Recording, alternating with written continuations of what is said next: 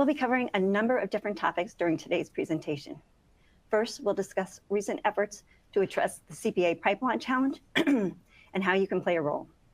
Then we'll get to New Jersey Division of Taxation update from Director Maria Scarata.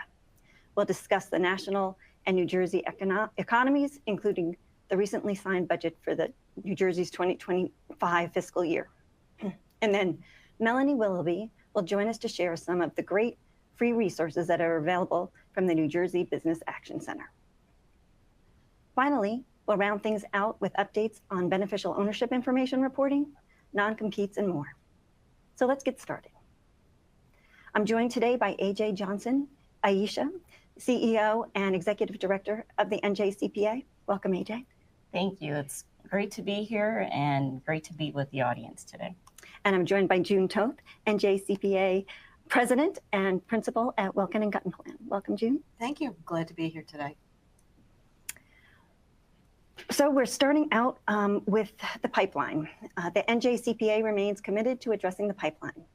Following the recommendations of the NJCPA's Pipeline Task Force last December, NJCPA volunteers and staff have been actively working on implementing the recommendations. AJ, I know you've been looking at the pipeline through an advocacy lens and working with a group of volunteers to determine if advocacy efforts could improve access to resources and help the profession. Can you tell us more about the specifics of this group and what you're working on? Sure. So the Pipeline Advocacy Work Group was established as a result of the NJCPA Pipeline Task Force, and we'll get into some of the details around the task force also. But the work group consists of high school and college educators, accounting professionals, we have a lawyer on the work group, and others. And we are looking at various efforts to develop solutions at the state level, both short-term and long-term. So we're looking at obtaining the STEM designation for accounting in New Jersey, science, technology, engineering, and math. And we're also pursuing other advocacy initiatives to provide more funding and opportunities for accounting education, including career opportunities and workforce development. So we're working with the New Jersey Business and Industry Association, NJBIA, around this. And so we'll have our meeting at the end of this month, and hopefully we'll have a report soon with more developments. Thank you.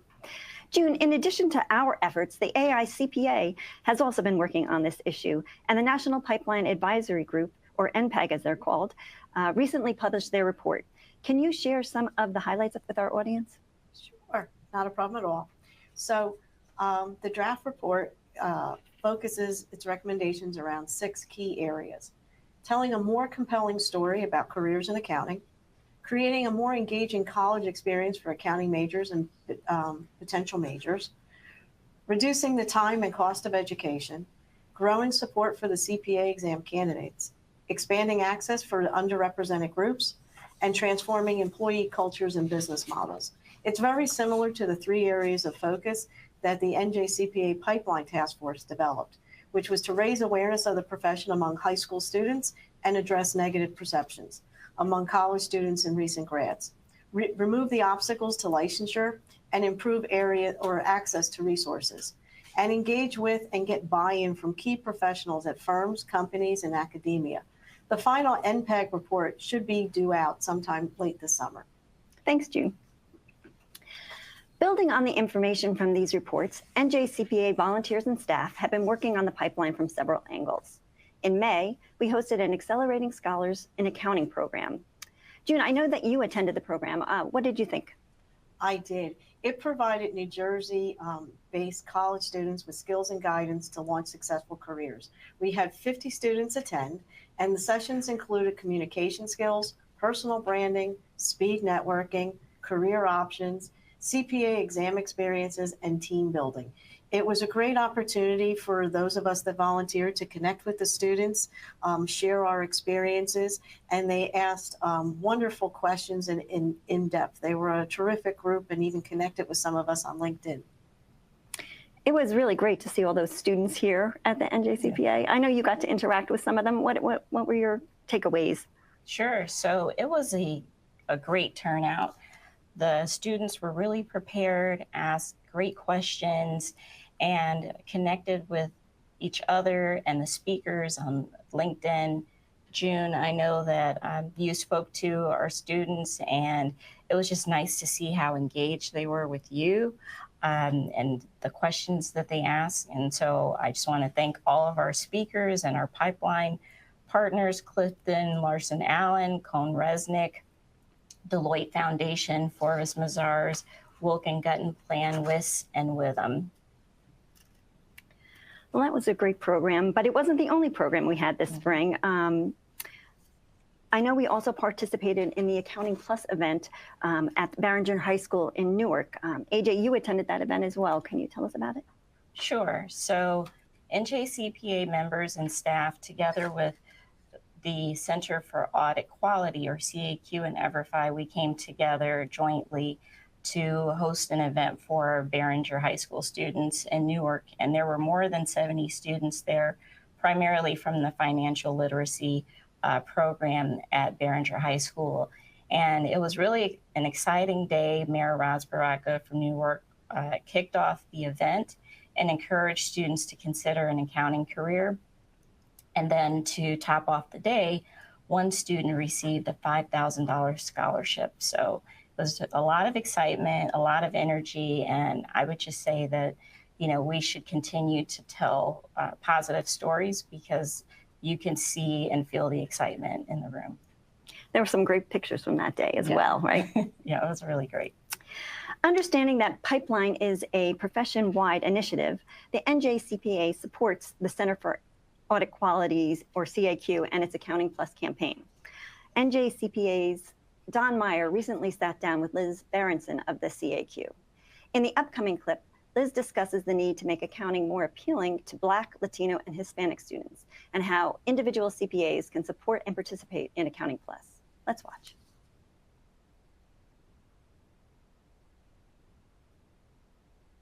Those two big messages that came out loud and clear, not only in our first tranche of research, but years after, that accounting is boring, it's uninteresting, and that it requires these complicated math skills.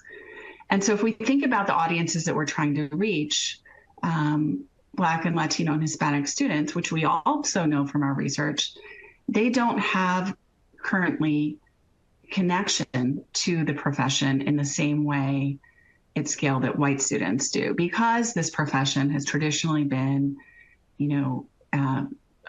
majority white and actually male dominated too. That's changed over the many years, but I think we saw it as our job to bring this information to students in a way that was compelling to them, talking about accounting in different ways that they might not have heard before. Because quite honestly, if we think about what you do hear about accounting, it probably matches those misperceptions. You see these portrayals of accountants in movies and commercials and TV shows, and it's not flattering. So we're trying to change that. Anyone who's listening to this, those currently in the profession, from CPAs to firms and companies, is there any way that they can participate in the Accounting Plus program? If you have Instagram, I think Instagram is a lot of people have Instagram. I would just join and follow some of the content that is on there, and you'll see it. And if there's something that reaches you or that you find interesting, send it to the students in your lives. We have to shift that narrative. And I think if you can kind of get on some of these social channels and see what that content looks like, it's going to help frame your story for when you're talking to students. I would also encourage everybody to go to our CAQ website, www.caq.org. And our research is all on that website. So if you do have high school students in your life, or you do have access to high school students right now, understanding what that research is and reading those reports could be really helpful, I think, as to thinking about your own initiatives and how you can effectively message high school students. You can view the full interview at the link on the screen. If you are interested in helping to spread the word about how great a career in accounting can be, please volunteer to participate in the NJCPA's Career Awareness Program. The program connects NJCPA members with local high schools to share their stories and create awareness of the opportunities in accounting. Signups begin in September at njcpa.org/CPA-CAP.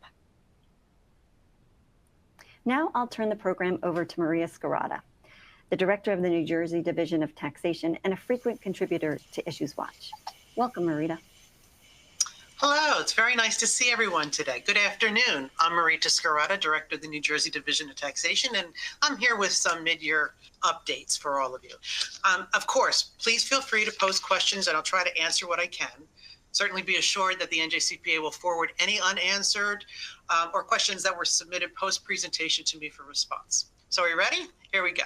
So there's some basic housekeeping that I just want to make sure that everyone is still aware of, that should folks need assistance in the tax practitioner community, we have specific means for you to contact the Division of Taxation so that you don't have to wait in the regular lines. The Tax Practitioner Assistance Hotline is available at the following telephone numbers. For those with individual questions about individual taxpayer accounts, please call 609-633-6657.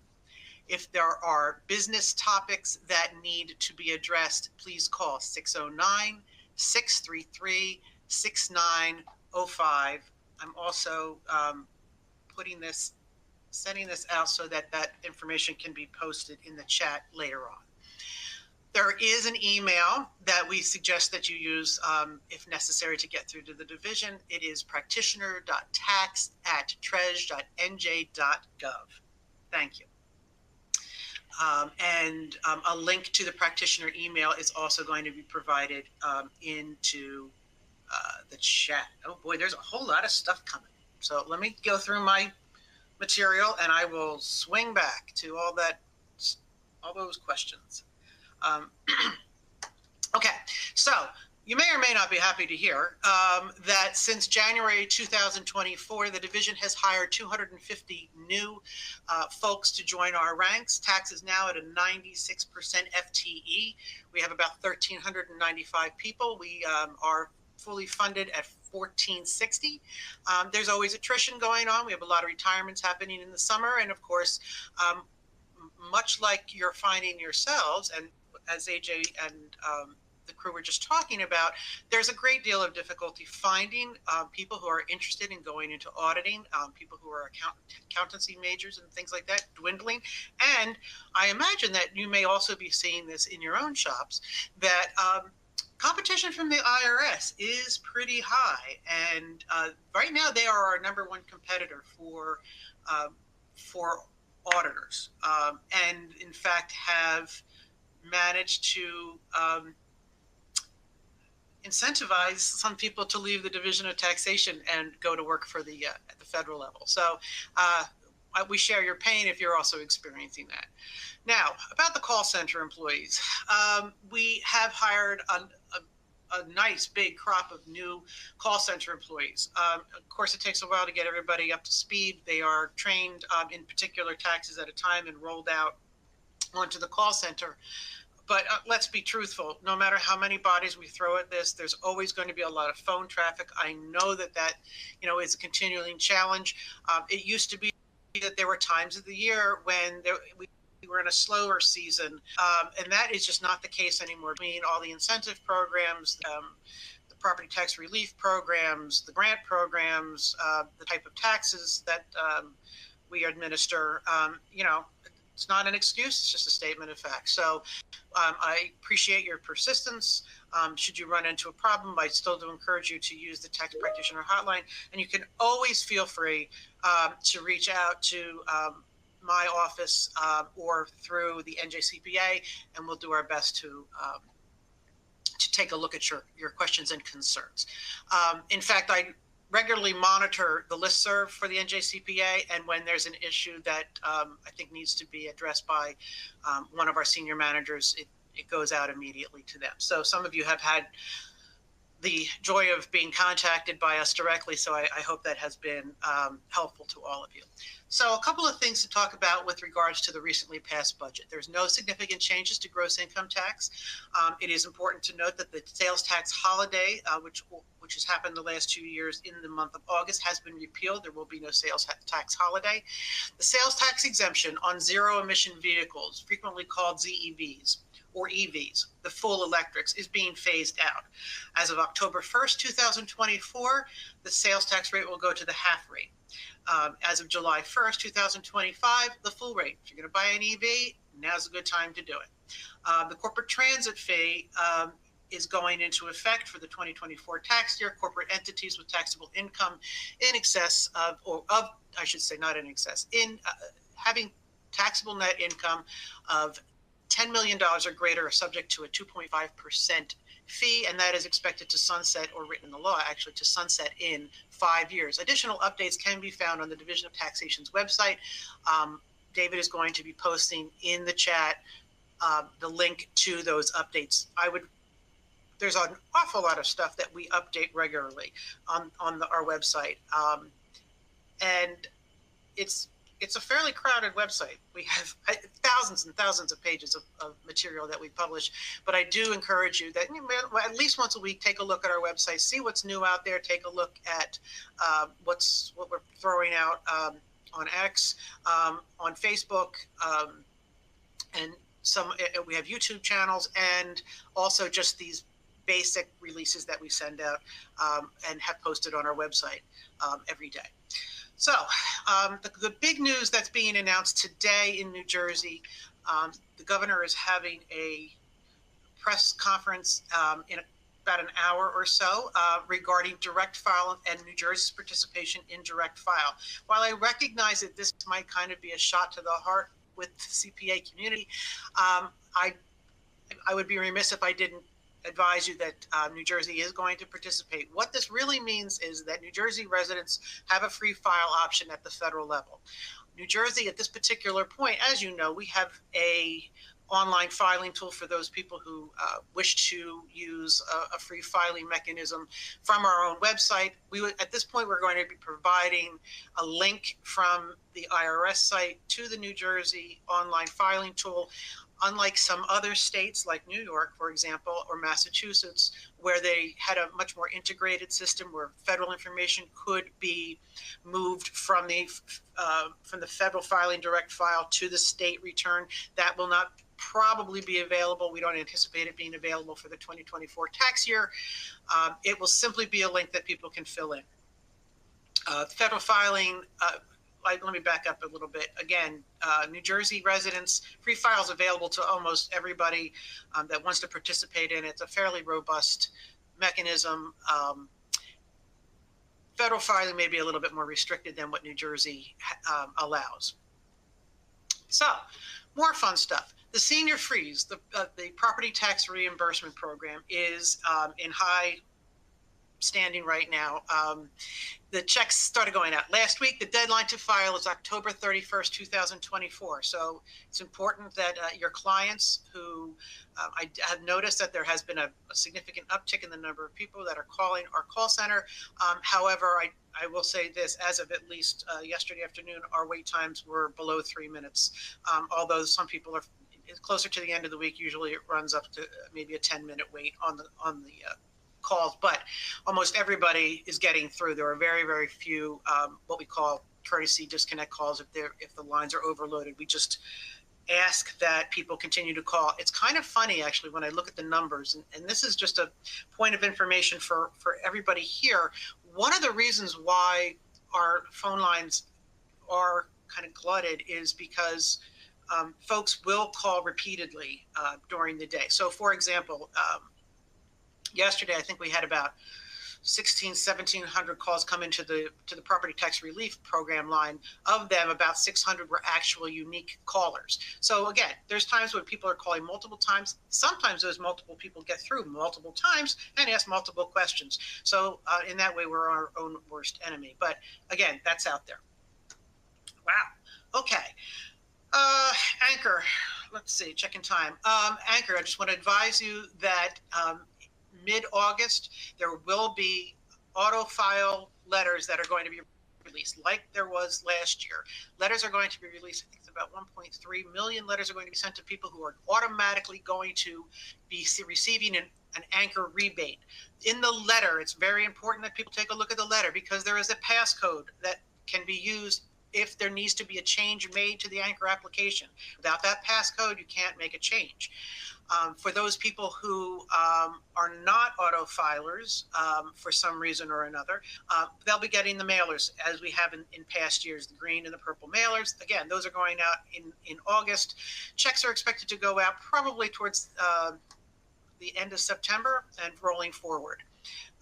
We are also going to be using some more sophisticated behind the scenes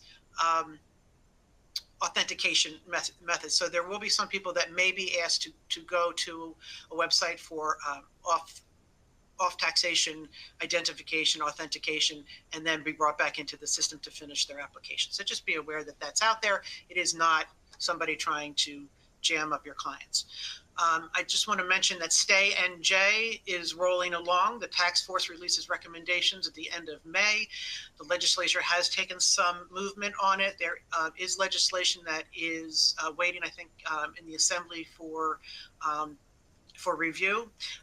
The applications for Stay NJ are created. So here's what you need to know about Stay NJ. And for those of you who are not entirely familiar with this, this is a program that is designed to assist folks 65 and older to remain in their homes. It is income based. The threshold income is it's pretty generous. $500,000 or less are eligible for this program. So you could have a person who may, in fact, receive a property tax freeze, a senior freeze. They may also receive an anchor payment, and they may be able to receive the balance of up to $6,500 or 50% of the property tax paid on their resident back as a refund. That it's whichever is the lesser number. STAR, our new modernization product that we've been working on for the last couple of years, is scheduled to launch in February of 2025. There will be more information, again, posted on our web regularly. It is the sales tax family, so there's about 17 different taxes within the sales tax family. AC luxury tax, Cape May, that sort of thing, that UEZ, which is included in the sales tax family. You will see a seamless transition from our website. There will be a portal available. However, at this particular point, what we're looking to do is have you try the portal out, see if you like it, blah, blah, blah, as a guest. If you sign up for it, that'll be great. But that information is all going to be made available as we continue to perfect what we're doing and development is completed. So that those announcements will probably be posted closer on the website, closer to, I think, December or so. In the meantime, speaking engagements, these types of programs, we will be talking more and more in depth about STAR. For those of you who are interested in the corporation business tax regulations, we're still waiting on the Attorney General's office to finally review our draft regulations, and we still have hope for promulgation by the end of this year's calendar year. So now I'm going to turn to the Q&As. Oh my goodness. Where do you want me to start? Let me see. Somebody's keeping a mark on my time, right? So somebody can interrupt me. I don't have an answer for this. Okay, so Mr. Weiner, if you're having problems with individual tax refunds not being processed, some of your clients, if they're indicating that there's a problem that's worth knowing about, please let my office know, because this year has been a banner year for the release of property tax, for income tax refunds. We've sent out more I'm on a property tax kick. We've sent out more income tax refunds this year than we have in prior years up to this point. So let's see. Okay, so Mr. Pugliese, I see that you have an issue there. That is a one-on-one question. Let's see again. Tax practitioner, or reach out to my office directly. You can, it's director.taxation@trej.nj.gov. Is there another program other than Anchor that we could apply for? Anchor Senior Freeze for those people who are eligible. And again, if you're making less than $500,000 in the coming year, you'll be able to apply for NJ Stay and receive up to 50% of your property taxes due, probably for the year 2024 is probably the basis. That money will not be made available until the calendar year 2026. Okay, thank you very much. When do you get the first check for Stay NJ? As I said, Ms. O'Shea, the first checks will probably be going out.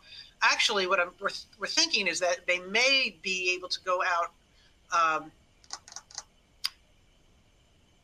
at the end of 2025, but I'm going to just say right now, 2020,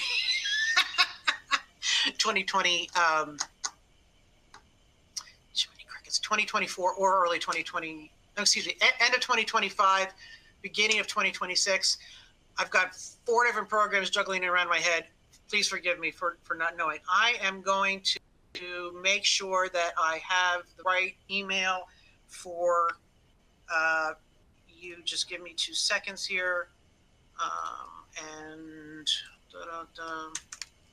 director's email. Okay, sorry. Is there designated time for people who did not receive their 2019 Anchor refunds? People who did not get their 2019 Anchor refunds should call the property tax reimbursement telephone line. There may be some taxpayers that are still under review, haven't provided the information that we're seeking. Yes, you should continue to persist on that. I can't speak to why we are charging sales tax when you're purchasing a beach badge, other than the fact that it qualifies as tangible personal property, or it's a non-participatory sport. So, but that is a very good question, and you know what? I think maybe we can have somebody address that on the website. So I will make a note of this, Mr. Cleary. I am interested in knowing the answer to that. The property freeze program, Ms. Gupta, there's a lot of information on our webpage. I suggest that you take a look at the Division of Taxation's webpage and look under senior freeze or property tax reimbursement. It's up in one of the big banners. There's a lot of information about what different types of property tax relief programs there are. And besides the big ones that I've been talking about, Anchor, Senior Freeze, and this upcoming NJ Stay program, there are also smaller municipal ones that are eligible for seniors, for veterans, and disabled persons. So yes, take a look at that. Oh, this is a really good, 2 really good questions. I'm just going to hit Ms. or Mr. Golub. The state program will not cover rental properties. It is only for homeowners. But Mr. Moran, why does New Jersey issue letters requesting to verify state withholdings for individual income tax returns? W-2s are submitted to tax by employers. It's true, they are submitted to tax by employers, but you would be so surprised by the number of employers who do not electronically submit those W-2s. Having them submitted via paper doesn't allow us, or even by tape doesn't allow us to use them as with the alacrity that would be necessary to do a matching program. That's a real problem. In order to kind of ameliorate that, I would like to see a true gross income tax employer e-filing requirement go into play. So if you're willing to back me up on that, then yes, we go forward with it. That's why we ask for those copies of W-2s and things like that. I know it's annoying. I find it frustrating and aggravating myself.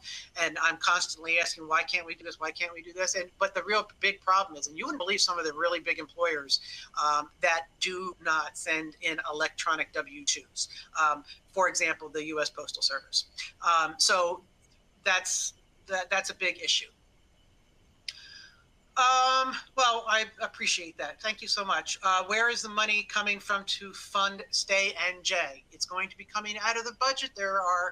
That's why we are so protective of our revenues, Mr. Decker. So I everything else after that, since I don't plan the budget, I just administer the tax portion of it. I really can't answer beyond that. And as for, again, Mr. Mayor, I can't speak to your question. I think this is an IRS question, but Mr. Werfel might be interested in taking a look at that. I am still waiting for, let's see, one more thing here. I've got 7 more minutes. That's a pain. Okay, let me just do, I'm gonna do what we call, you remember those shows when you used to be able to call a friend? So now I'm going to call a friend in and ask for some help here, because I want to make sure that I get what you need as quickly as possible. So I'm calling my executive assistant right now. Some of you may have spoken to her. Her name is Tara Power. If you talk to her, please be nice. She is a wonderful assistant, and I just hope she answers the telephone. But what I'm trying to do is get the email address for the Division of Taxation. Okay. Please post phone numbers and email addresses again. And Mr. Olson, sorry, again, I can offer you 2 suggestions. It's either director.taxation@treas.nj.gov or taxation.director@treas.nj.gov. Forgive me, please. I honestly don't know which one it is, but it is one of those 2.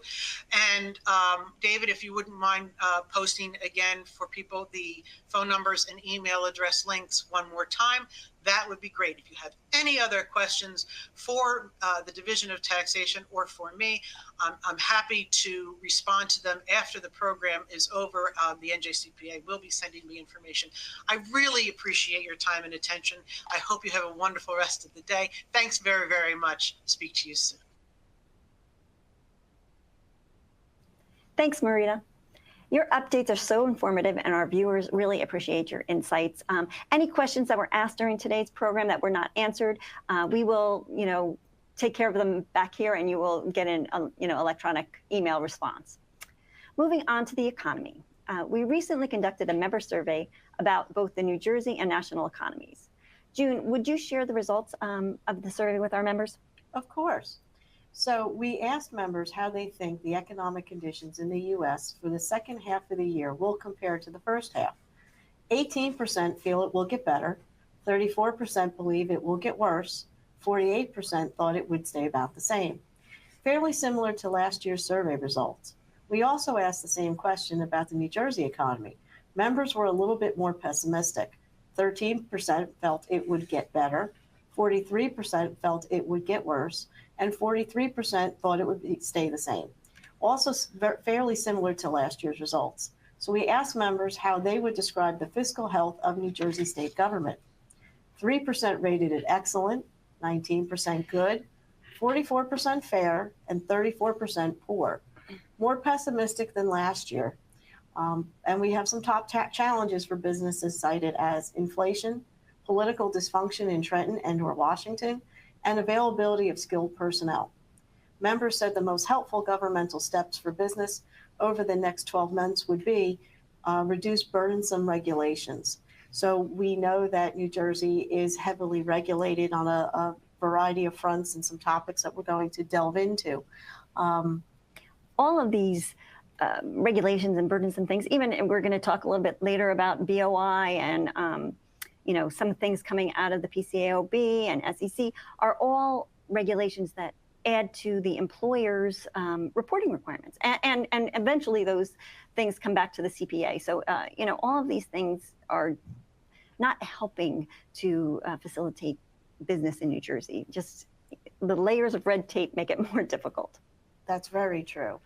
And then we also talked about the reducing lower interest rates would be most helpful. And there are some projections that they anticipate the Fed to lower rates later in the year, early next year. Yeah, that will help everyone, right? First-time home buyers and businesses in general, trying to get loans and all of that. Lower interest rates are better for consumers. For consumers. Yeah, exactly. In addition, some of the governmental steps for businesses over the next year that would be helpful is to lower the corporate tax rate. So I will talk about that in more detail. It's something that's really important when you think about our state compared to our neighbors and then nationally. So we'll get into more of that. When we talk about the budget, right? Yeah, exactly. As well as it's important to continue to invest in our infrastructure here in the state. We just our physical location to ports and advanced manufacturing, various industries. It's something that we need to think about. We have a strong logistics industry as well. So, Very great. important. Staying with the economy, at the NJCPA convention last month, we asked economist Scott Clemens to share any national economic trends that could impact New Jersey in the next 12 months. Here's what he had to say.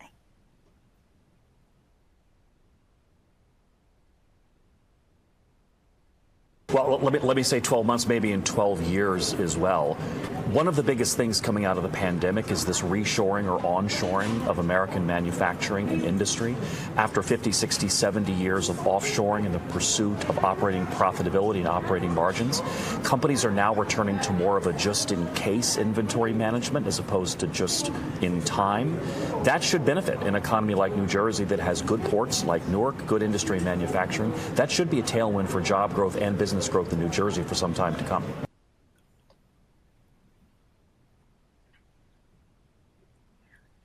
Sounds like good news for New Jersey. In our next clip, Scott discusses how New Jersey compares to other states.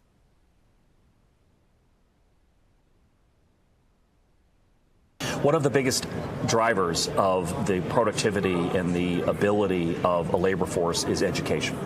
And so K through 12 education, higher education, the community college system in New Jersey is a real source of economic strength. And that might not be a necessarily intuitive connection between education and the workforce and productivity, but it is a one-to-one correlation. I hear that all the time when I talk to businesses throughout the country. In a lot of parts of the country, I hear that the inability to find skilled labor is a real impediment. I don't hear that as much in New Jersey because of the availability of good education in the state. That's a real economic advantage.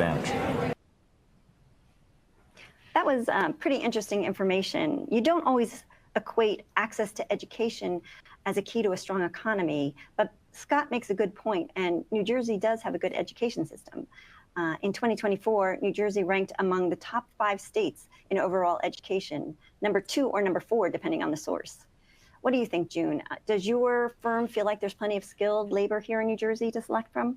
In general, I don't believe so. We've recently hired quite a few new staff members, but at times it has been a bit of a challenge. And from our clients, we're also hearing that there could be challenges with hiring in labor force and a high employee turnover.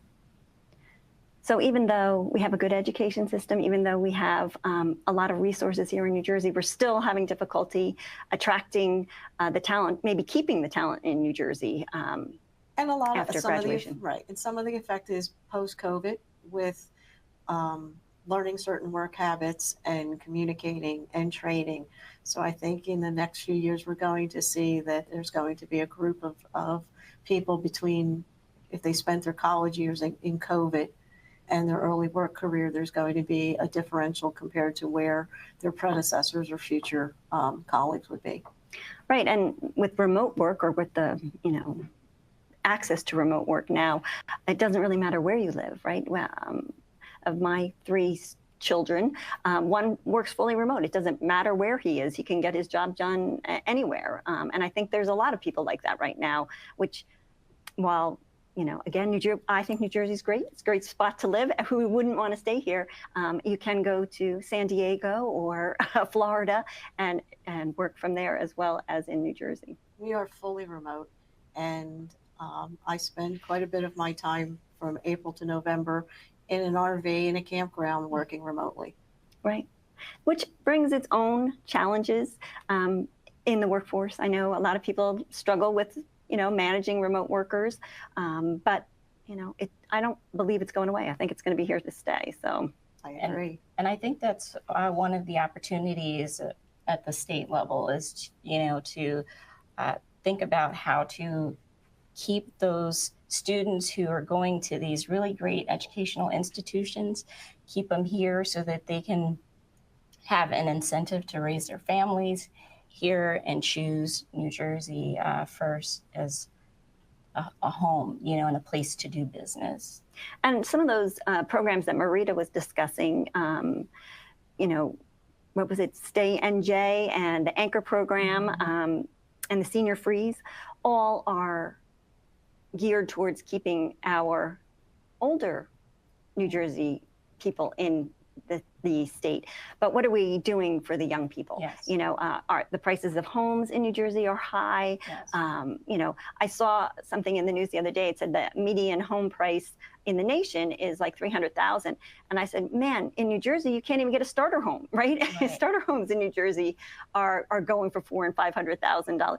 Knockdowns are going for $400,000 and $500,000. So affordability is a big challenge in our state. Still a challenge. Even for apartments and for recent college grads who are now trying to fly from the parents' coop and start on their own, they can't afford an apartment on their own. They need roommates. So it's a challenge. And for organizations, say nonprofits that lease apartments for their clientele and those that need social services, that also is a challenge because the market rates are just so high. Yeah, it's we're not going to solve them, but there do seem to be a few issues working for us and against us. That's true. So AJ, you've had a chance to review the state budget. What are your thoughts?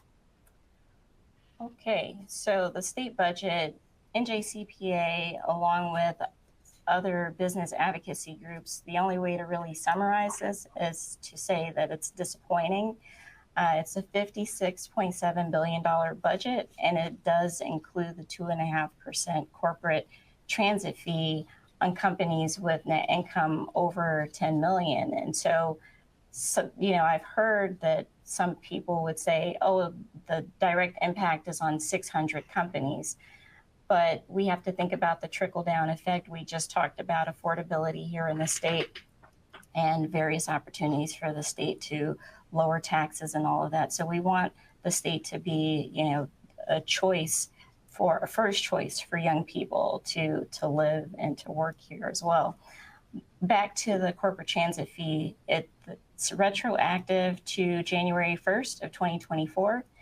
But unfortunately, with the 2.5% corporate transit fee, it does make us an outlier for our business tax rate in the nation. And so that's problematic, especially when you think about our neighboring states and the fact that their tax rate is a lot lower.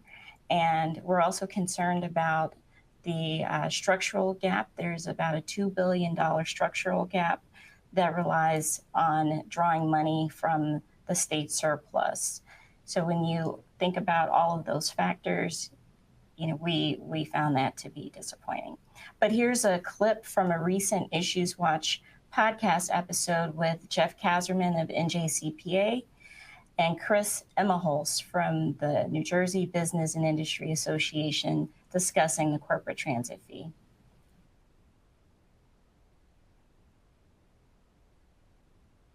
Let's start with the elephant in the room, the corporate transit fee, which is a de facto reinstatement of the 2.5% corporate tax surcharge that expired at the end of December. The new tax is intended to shore up a $1 billion funding gap at New Jersey Transit. Tell us about the fee and how it will impact businesses, both the large corporations and the smaller businesses that are not directly subject to the tax. It's disappointing on so many levels, Jeff, because obviously we know a tax increase is not going to make New Jersey any more affordable, and we know affordability is one of our issues that we have here. But it's not just about affordability. I know some of the supporters of this tax that are on the different side of issues than the CPA Society and NJCPA will say, oh, these big companies can afford it. It's like, well, that may not be true. It might be true, but it's about competitiveness. If we do this tax, and now it is law as of the end of June, we have the largest corporate business tax rate in the entire nation by far. There is not a single other state in our country that has a rate in the double digits. And we are now 11.5% for corporations that earn over $10 million in net income. 11.5% when no one else is even at 10 is an outlier. And when we make ourselves a negative outlier, that hurts our competitive disadvantage or advantage vis-a-vis other states. And so a business is going to do what businesses do and figure out how they can make the most money. And they're going to say, well, if I expand operations, if I hire more people, if I make a capital investment in New Jersey versus Pennsylvania, who, by the way, is cutting their rate in half. It's a bipartisan deal that started by Governor Wolf, doubled down by Governor Shapiro. And it's our neighbor. They're cutting their rate in half. New York is 7.25%, significantly below our 11.5%. And there was a proposal by the legislature to raise the 7.25 to 9, and Governor Hochul there rejected that. Both Governor Hochul, Governor Wolf, Governor Shapiro know that lower corporate taxes will create more jobs, more capital investment, make your state more competitive. We're going in the wrong direction. Up next, Melanie Willoughby, Executive Director of the New Jersey Business Action Center, will share information on state programs available to New Jersey businesses. Welcome, Melanie. It's great to be here. Thank you so much for having me. I appreciate it.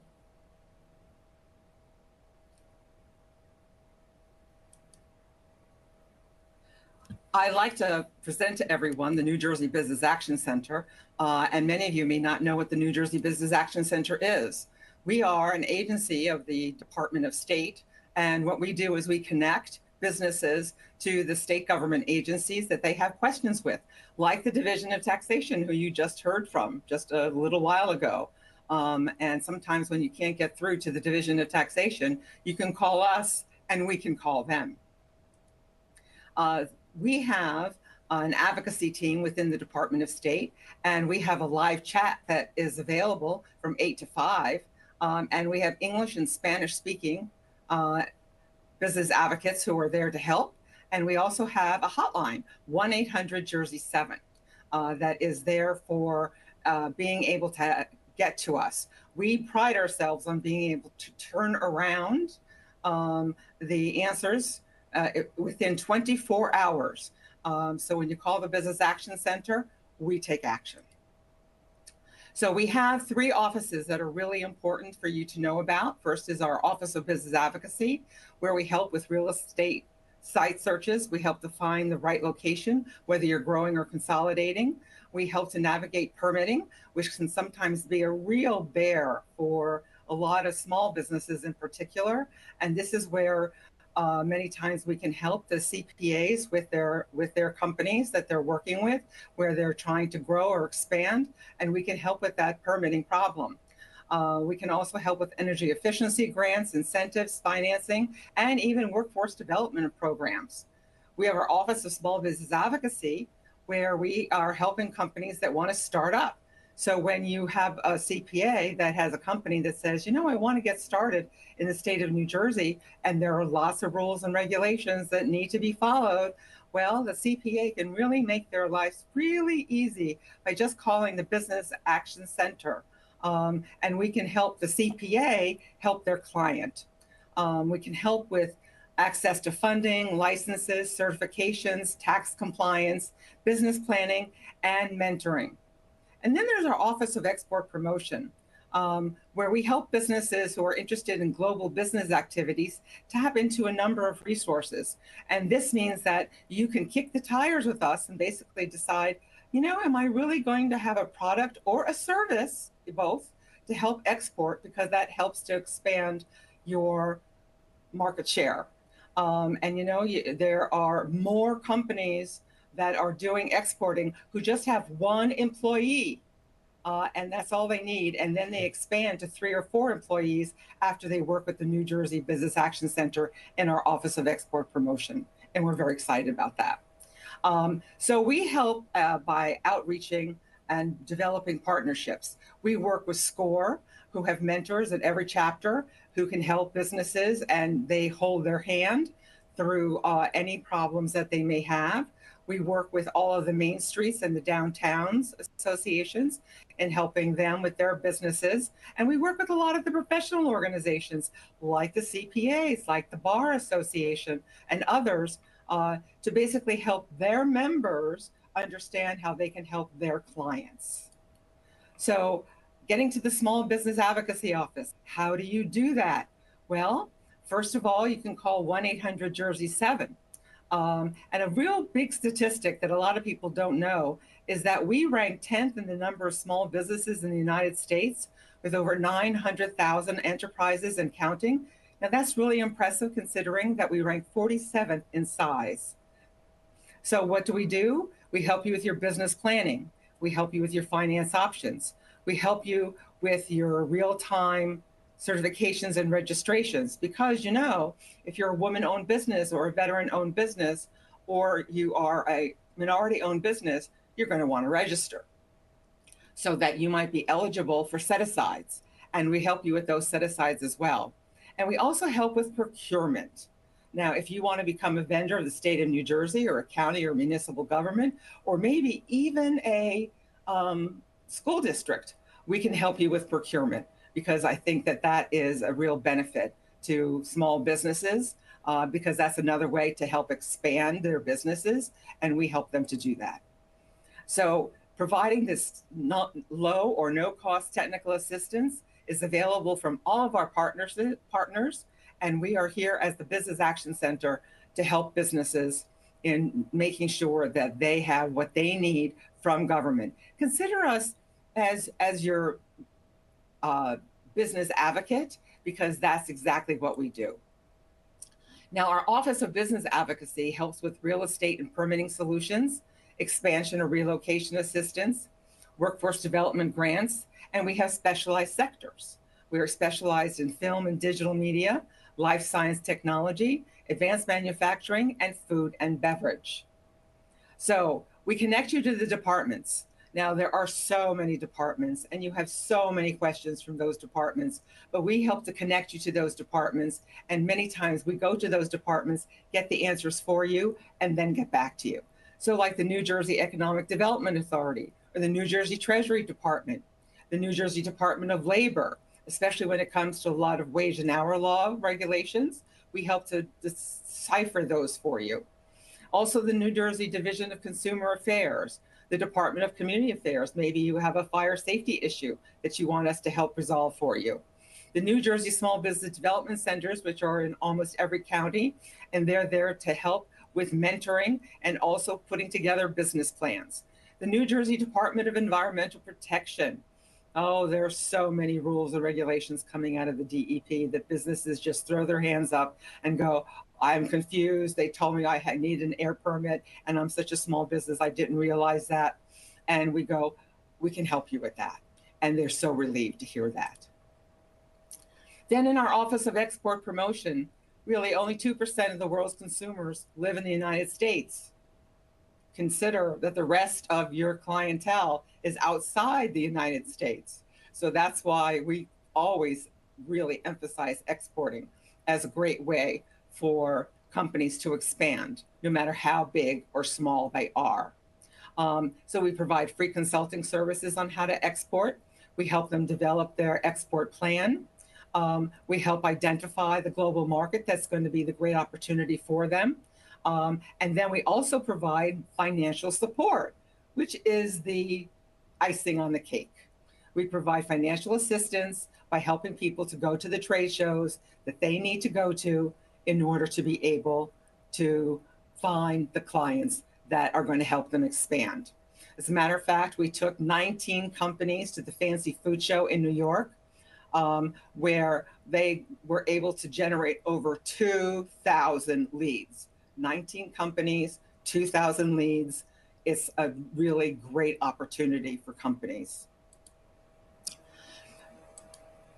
So we also have the Cannabis Training Academy. Now, I know that the CPAs have a sector in which you're looking at helping with your companies who are getting into the cannabis business as well. And our Cannabis Training Academy helps to train in all aspects of commercial cannabis.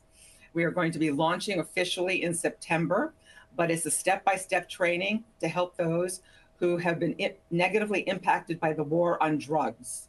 And so this program is for those individuals specifically, so that it helps to save them time and money by going to our Cannabis Training Academy, which I said is launching in September. And we have looked forward to working with the CPAs on any of their clients who they are working with who want to get into the cannabis business. So what do we have as resources? We've got a ton of resources. First of all, there's the business.nj.gov website, which is the wonderful website where you can find everything you want to know about government. And it's all on that website, and we keep it updated on a daily basis. Then we have our NJ Back monthly newsletter, which tells you about all the new laws and regulations, and tells you about any new programs and funding opportunities. And that's a really, really important newsletter for people to sign up on. And then we have our NJ Back publications, where we have our business checklists, where if you're starting a business, it helps to tell you everything you need to know in starting a business. And for those companies that are just new in business, it's also helpful for them to make sure that they have done everything that they need to do. And sometimes they forget just a couple of things, but that business checklist is very, very helpful. And we also have a small business manual. Now, the small business manual is available both in print as well as to download, and you can get that at the website for the Business Action Center. Now, business.nj.gov, I just want to go over a little bit about what it has on it. It has a robust search function. It has business starter kits on it.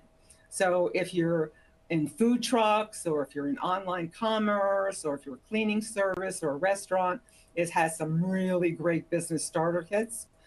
It has exactly how to create a business plan. It has a template there that you can just follow. And then, of course, we have mentors. You just call the Business Action Center to help. But your CPA can help you with your business plan, but you can start it with the template that is on business.nj.gov. And then we tell you all the due dates for your filings, for your important license renewals, your tax statements, which of course your CPA is also going to do.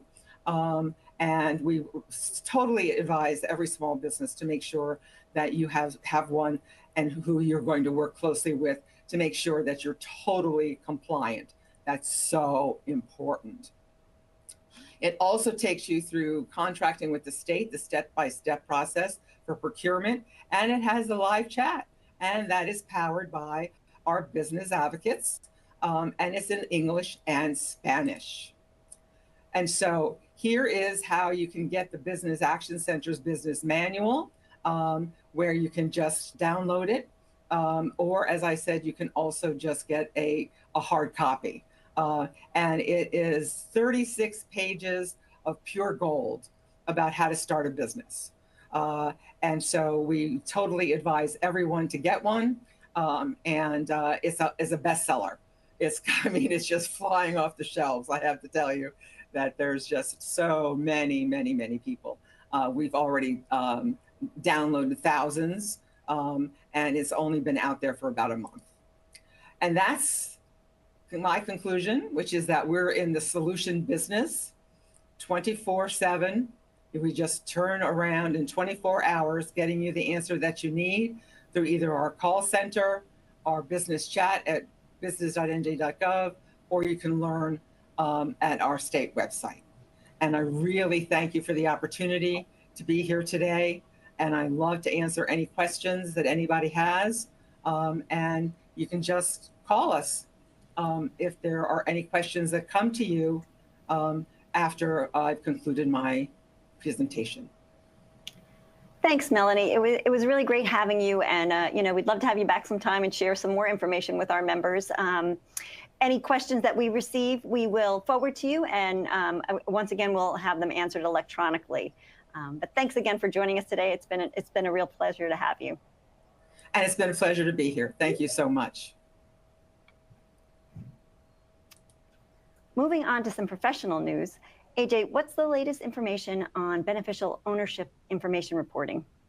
Sure. So Maryland and New Jersey are the two states to receive an opinion or determination on BOI and whether it's the unauthorized practice of law. This month, we received a decision from the New Jersey Supreme Court's Committee on the unauthorized practice of law as to whether BOI reporting assistance provided by CPAs is considered UPL in the state. And what was determined is that while providing BOI services is technically the practice of law, it is not the unauthorized practice of law to prepare filings if the filing is straightforward and it's non-complex. So that provides some clarification.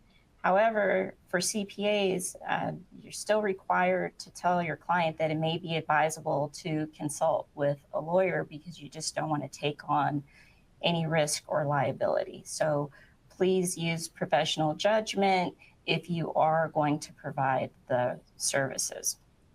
And if your firm has decided not to provide BOI services, Camico, which is the NJCPA preferred provider of accountants malpractice insurance, recommends you amend your engagement letter to disclaim your firm's involvement. And you can get more information at the link on the screen. Also, Ed Zollers is presenting a webinar, BOI Reporting, Navigating New Guidance and Risk, on August 8th and August 15th. And you can also register at the link on the screen. Thanks, EJ. Ed Zollers is great, and he's so gifted at breaking down complex subjects and making them understandable. So tune in. Next, non-compete agreements have also been in the news lately. June, can you share an update on information you think is pertinent for our viewers? Oh, of course. So the Federal Trade Commission issued final rule in April to ban non-compete provisions in employment contracts, stating that these provisions violate antitrust laws by curbing competition between businesses to recruit workers. The U.S. Chamber of Commerce and several other organizations filed a lawsuit stating that the FTC is acting outside of its constitutional and statutory authority and undermining well-established state laws that have long governed the use of non-compete agreements. Earlier this month, a federal court in Texas ruled to partially block the ban, which would have taken effect in September of 2024. However, on July 23rd, the U.S. District Judge in Philadelphia said in a written decision that the FTC has the power to ban practices that it deems anti-competitive, including the use of non-compete agreements that curb competition for labor. As this continues to play out, sources are saying that it's likely it will end up in the Supreme Court. So more information on this is available at the link on the screen. Last year, the NJCPA and business community opposed legislation in New Jersey that would have placed so many broad restrictions on employment covenants that it would have effectively banned them completely.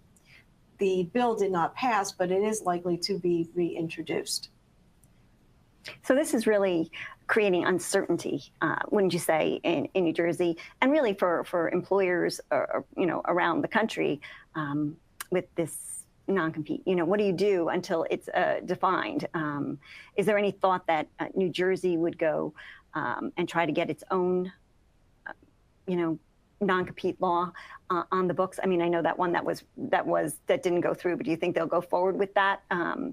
I asked Jeff Kazerman, our government relations, and he thought that they would not, because it might just muddy the waters until the final decision comes around. I would agree with that. I would think that they probably wouldn't want to do that. I mean, this could go to the U.S. Supreme Court, so it's probably best to, as a state, not to create additional uncertainty and try to push something like that through right at the moment. And we have to mention it, Senator Menendez stepped down last night, right? And that creates uncertainty about the seat in the Senate. And with President Biden stepping down, that also creates uncertainty for businesses. And it's just, how do our members, CPAs, advise their clients in this uncertain environment? That's the one constant, right? Is uncertainty. And it will definitely have impact on a range of things that we've talked about, from, taxes and just the overall impact on business, and then what that means for CPAs to, advise regulations. Right. So here's another regulation. The Department of Labor's new overtime rule went into effect on July 1st. It increases the salary threshold for salaried workers who are eligible for overtime pay. June, can you share the specifics on that topic? Oh, yes, I can. So as of July 1st, the new rule for determining who is eligible for overtime pay has been revised. So the salary threshold for white collar exemptions rose to $43,888 and will jump to nearly $59,000 in 2025. The salary threshold for highly compensated employees rose to $132,964, and that will also jump, but it's going to go to $151,164 in 2025. So companies need to ensure that they are compliant. You can see links on the screen for an article and upcoming webinar, free for New Jersey Society members. And there's a lot of exceptions to that. I know 151,000 seems like a very high threshold, but we've had guests who've spoken about that and talked about some of the exemptions. So take a look at that link on your screen. Thanks, June. Another program employers should be aware of is Retire Ready New Jersey, a new retirement savings program that goes into effect this fall. AJ, what do New Jersey employers need to be aware of? Sure. So Retire Ready is a new state-administered retirement savings program, and every New Jersey employer with 25 or more employees will need to register with the program if they don't already offer their own qualified retirement savings plans. So that means if you don't have a 401k or 403b, something like that, this would apply. And it's free to employers, but employees will be responsible for employers will be responsible for ensuring that employees have enrolled or at least been offered enrollment. There will be penalties for non-compliance, so you want to pay attention to the compliance deadlines. And for companies with 40 or more employees, the compliance deadline is September 15th. And for companies with 25 to 39 employees, the deadline is November 15th. So companies will be receiving letters to register. They will need to certify if they are exempt. And we think it's a positive step to get people to save for retirement. But as we talked about earlier, it is another mandate on businesses. So businesses will be turning to their CPAs for help. And Retire Ready New Jersey is also offering a webinar for employers to learn more, and those will be held on August 7th and September 12th. So please be sure to register at the link on the screen. In the week of July 29th, we'll be publishing an IssuesWatch podcast episode with more information about this new mandate, so stay tuned. So we've been talking a lot about regulation and burdensome things for employers in New Jersey. I do think this is a great program to get people saving for retirement, but once again, the burden's on the employer, right? And you're going to be penalized.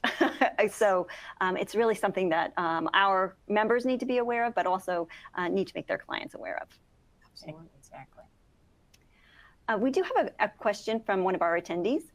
States have begun to regulate AI in the absence of federal legislation. Is there anything in the works in New Jersey? So, AJ, what have you been hearing?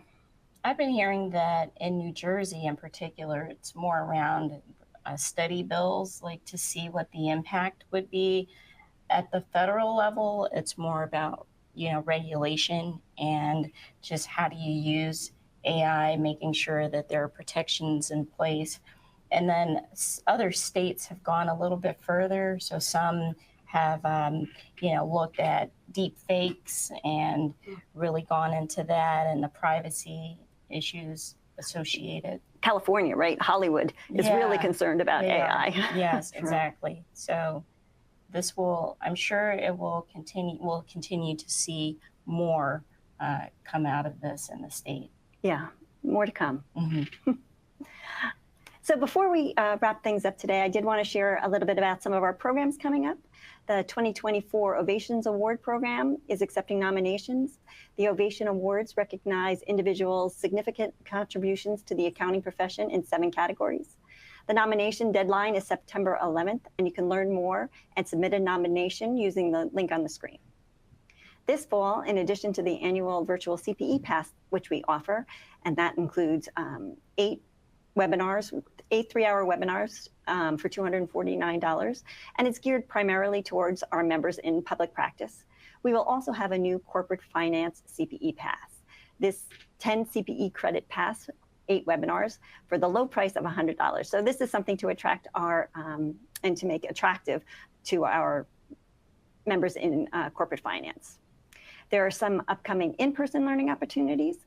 The Atlantic City CPE Cluster will be held August 12th to 14th at the Tropicana in Atlantic City. And our chapter CPE passes and events will be available for purchase this summer, events starting in the fall. So that wraps up today's broadcast. Many thanks to AJ, June, Marita, and Melanie for their updates and insights.